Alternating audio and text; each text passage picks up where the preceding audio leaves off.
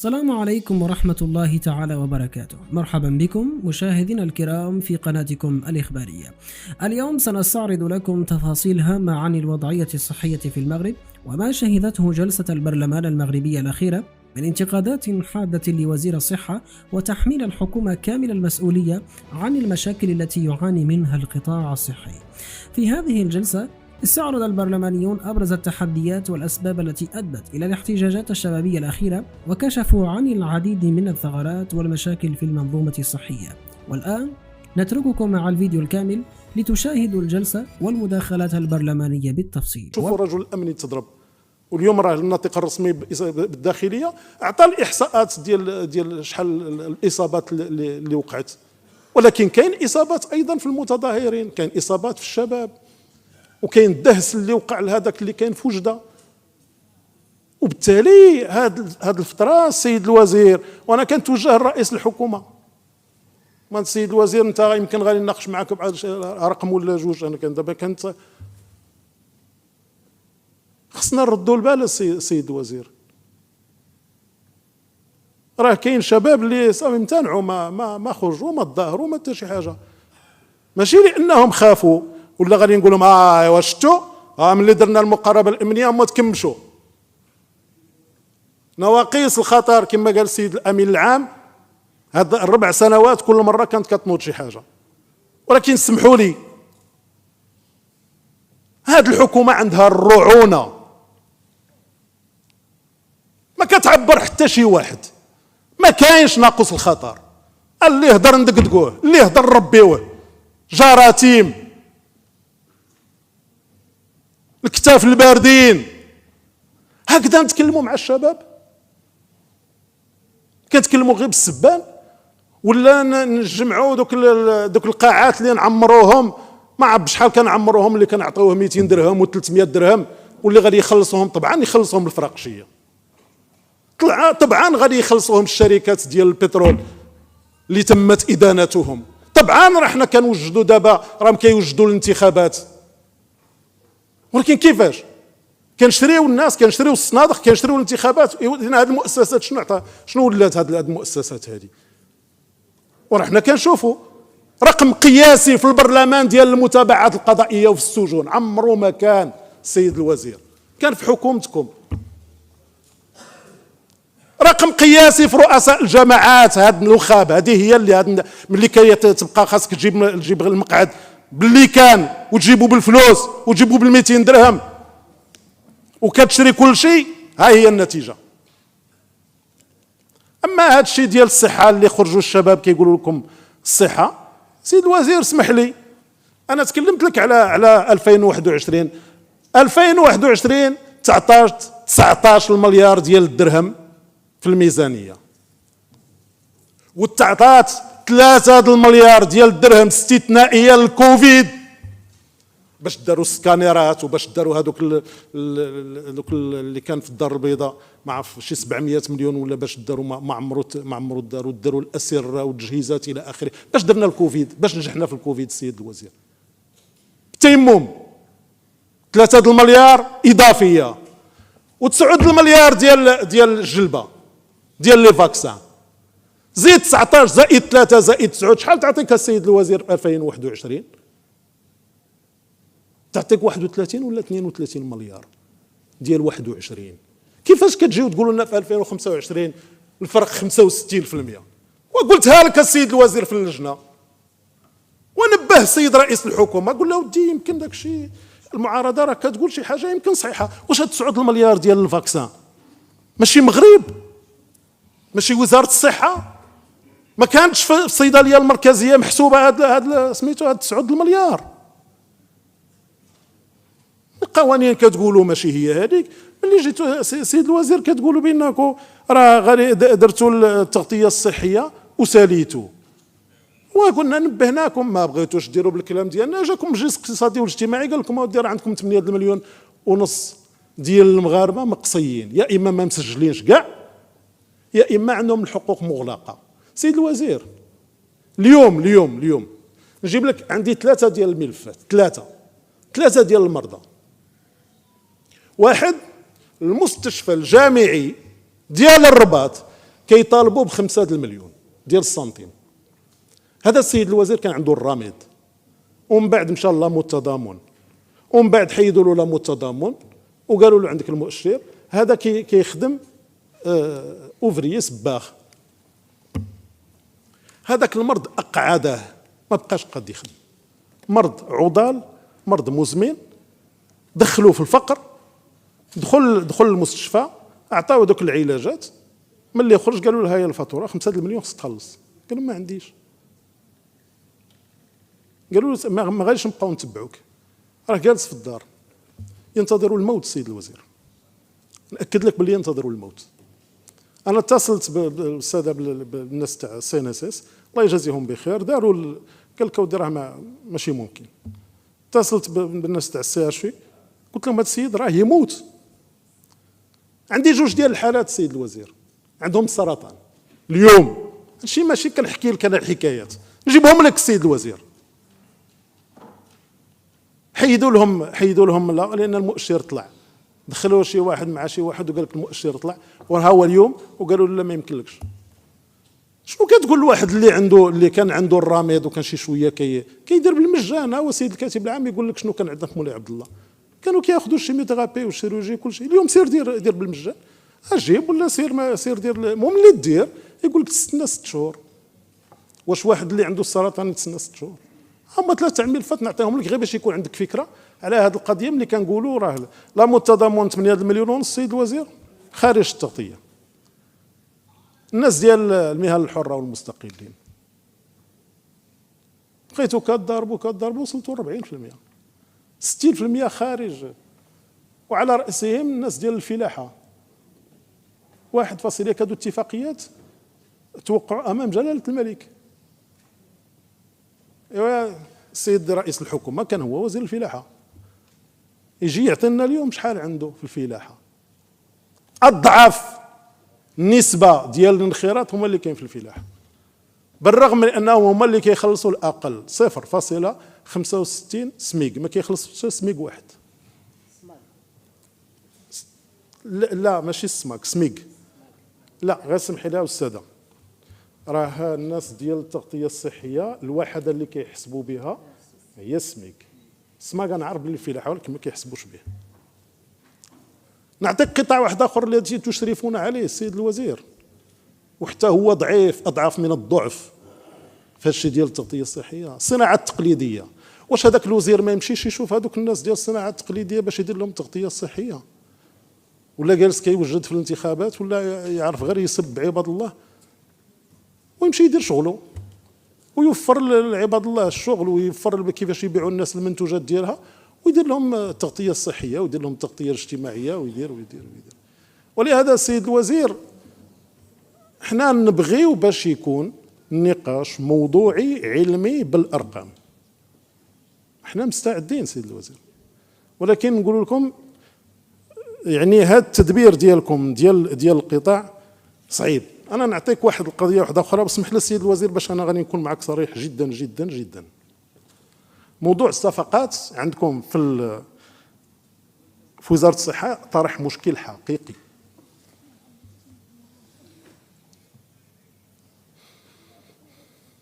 لغيتوا الصفقه ديال الرقمنه، قلتوا دي خصني نشوف وانا خصني تنعرف، و180 مليون ديال الدرهم الى اخره الى اخره. عاوتاني قلتوا لا حنا غادي ندخلوا مع السي ان اس اس. السي ان اس اس دايره 1.2 مليار وانتم مليار ما عرفناكمش شنو درتوا. ما درتوا والو سيد الوزير، ما درتوا لا مع السي ان اس اس ولا مع ولا شي صفقه اللي درتوها. بغيتوا باش غادي تمركزوا الصفقات ديال النظافه، غادي تولي يمكن على الصعيد ديال الجهه، باش غادي تولي الشركات الكبيره، لان دابا غير الغلاظ هما اللي غادي ياخذوا الصفقات، ما كان غير الاحتكار. ويبدو ان كاين عندكم 2 ديال الوزراء، لان هاد الشباب اللي خرج شنو قال الصحه وقال التعليم وقال الفساد. والفساد في هذه الحكومه ضارب الاطناب ديالو سيد الوزير، تضارب المصالح عندكم على الاقل 2 ديال الوزراء كيشتغلوا في هذا الشيء ديال النظافه، شركات ديال النظافه، ولعلهم كينتظروكم السيد الوزير باش انكم ديروا هذه الصفقات على صعيد الجهه، بمعنى الشركات الصغيره اللي عندهم هذوك الناس اللي كيجفوا اللي ما يبقاوش يدخلوا شي سبيطار ولا يديروا شي حاجه ولا شي مركز صحي، كاين غير ذيك الشركات الكبيره هي اللي يمكن تدير هذا. وبالتالي هذا الشيء صعيب. المساله الثانيه ديال الانستيتو باستور سيد الوزير، ما كنفهموش سيد الوزير هذا الشيء ما يقع الانستيتو باستور. انا نقول لك اسمح لي سيد الوزير، جريمه حقيقيه، تدمير حقيقي للانستيتو باستور. الانستيتو باستور عنده ان ميتي تاسس سنه 1919 وكان كيدير واحد المجموعه من الخدمات اللي كان كيسديها، ومنها هذا الشيء ديال لي فاكسان. جا المشروع ديال لي فاكسان باش غادي نديروا واحد الشركه في اطار الشراكه، قطاع عام قطاع خاص. ما نعرفش هذا قطاع عام قطاع خاص كيفاش داير، فين هو القطاع العام؟ ما كاينش، كاين قطاع خاص صافي. وغادي نديروا لا فابريكاسيون ديال لي فاكسان، ماشي الاستيراد. كيقولوا بانه غادي لا فابريكاسيون. كنسولك سيد الوزير، فين هي لا فابريكاسيون؟ جيتو كتحيدوا لي زايمام لانستيتو باستور باش تعطيوها الشركه الخاصه. واش طرحوا لنا سيد الوزير؟ كان هذا الشيء في العقد؟ ياك هذا الشيء داخل في الاختصاصات ديال الانستيتو باستور، اش كتحيدوا له الاختصاصات ديالو؟ ملي سيدي هذه الشركه توقف على رجليها وتبقى تنتج، الله يسهل عليها، ولكن درناها باش تنتج ولات كتستورد، هذا تلاعب. وكتجري باش غادي تقول لنا راه غادي دير الصناعه. نقول لك شنو كدير في الصناعه السيد الوزير؟ كدير لا ميز اون بوتاي ولا في لي فلاكون، كتشري داك الشيء اون فراك وكتمشي كتبقى كدير لهم لي دوز. درت لكم شي حاجه زوينه فيها ستيريليزاسيون فيها. حنا بغينا اللي يصاوب الفاكسان باش ديك الساعه تكون عندنا واحد لا تكنولوجي ونقولوا دي فعلا راه كاينه التكنولوجيا. ولهذا السيد الوزير هذا الشيء تاع الانستيتو باستور خصكم يعني تردوا البال معاه. اما هذا الشيء ديال الموارد اللي كيكونوا ديال التغطيه الصحيه واللي كما سبقوني الاخوان اخوات 90% كيمشي للقطاع الخاص، فهذا انتم مسؤولين السيد الوزير، والحكومه ديالكم مسؤوله، لان هذا الشيء ديال التغطيه الصحيه ماشي غير انتم، كاينه وزاره الماليه وكاين رئيس الحكومه. انتم مسؤولين على الافلاس ديال المستشفى العمومي. هذه المشاكل اللي كنتذاكروا عليها دابا في المستشفى العمومي لانه ما كيديرش دواسات، وحتى ملي كيدير واحد شويه ديال الوسات وكيجتهد كتمشي للاماس كتمشي للرباط يجمعوا الفلوس تمشي عند ومن بعد كيوليو يعطيوها الكوتا كوت. هذا هو الافلاس الحقيقي،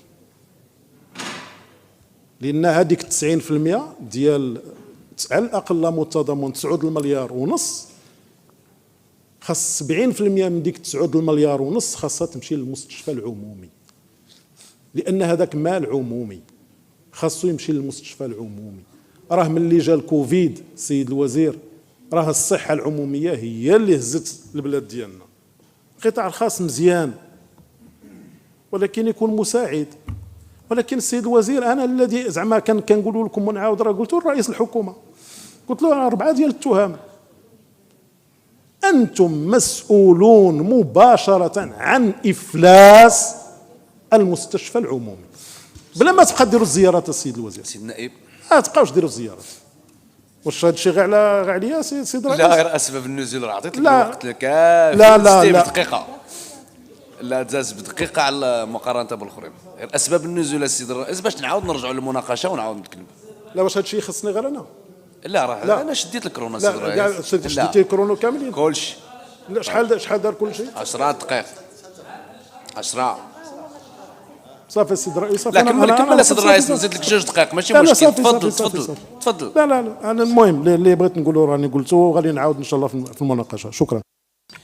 شكرا سيد النائب، شكرا السيدات والساده النواب. اذا جواب السيد الوزير ومن بعد نتفضلوا للمناقشه. لكم الكلمه السيد الوزير، تفضلوا. شكرا السيد الرئيس. السيدات والساده النواب المحترمون، اولا قبل كل شيء بغيت نشكركم جزيل الشكر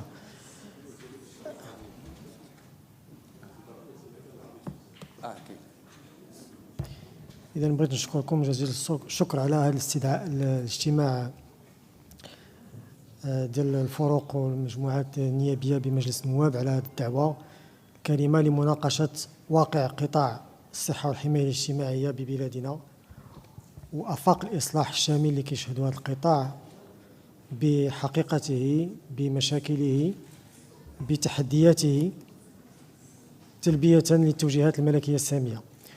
والحكومة شرعت في تنفيذ هذه الإصلاحات بداية بتقوية الإطار القانوني راكم تكلمتوا عليه، اللي ساهمتوا بدور فعال في إقراره وفي إخراجه إلى حيز التنفيذ.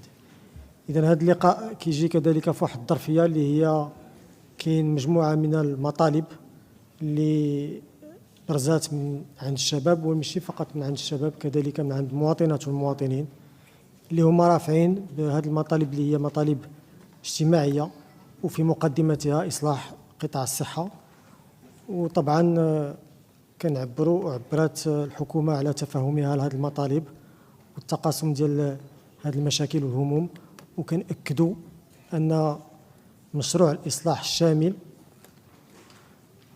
ديال هذا القطاع اللي حنا الآن كنخدموا على التنزيل ديالو هو السبيل لتلبية هذه الانتظارات في الحصول على خدمة علاجية وخدمة صحية ذات جودة اللي كتحترم كرامة المريض وكرامة المريضة على مختلف المستويات وفي جميع مناطق البلاد. حنا كنتفقوا مع الكل على أن مشاكل القطاع مزمنة ومتراكمة، وصوتوا بالإجماع على القانون الإطار، وهذا كيعبر على تكريس الإرادة الجماعية للإصلاح. وما كنظنش أن هناك حزب من الأحزاب اللي ما بغاش يمشي في هذه الوتيرة ديال الإصلاح بغض النظر على مجموعة من الاعتبارات. إذن إذا سمحتوا غندخل في جوهرة السيدة النائبة، ملي نعطيك الكلمة شير إلى بغيتي، ولكن ما تهضرش السيد الوزير تيهضر. أنا نتصنت ملي غنتوصلك الكلمة ديالك قوليها. تفضل سيدي. إذا إذا سمحتوا غندخل في في الموضوع ديال العرض اللي هو كيتركز على الأسس اللي تبنات عليهم عملية الإصلاح.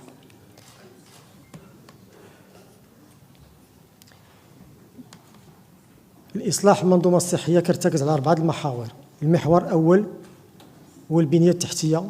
وبهذا نصل إلى ختام حلقتنا لهذا اليوم، حيث شاهدتم أبرز مداخلات البرلمان المغربي وانتقادات النواب لوزير الصحة وتحميل الحكومة المسؤولية عن الوضع الصحي الراهن في البلاد.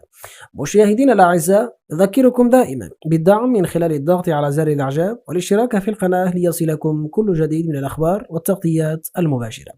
كما نود سماع آرائكم في التعليقات. ما رأيكم في أداء الحكومة والوزير؟ وهل تعتقدون أن هذه الجلسة ستؤدي إلى حلول فعلية للمشاكل الصحية؟ إلى لقاء جديد في فيديو قادم، والسلام عليكم ورحمة الله.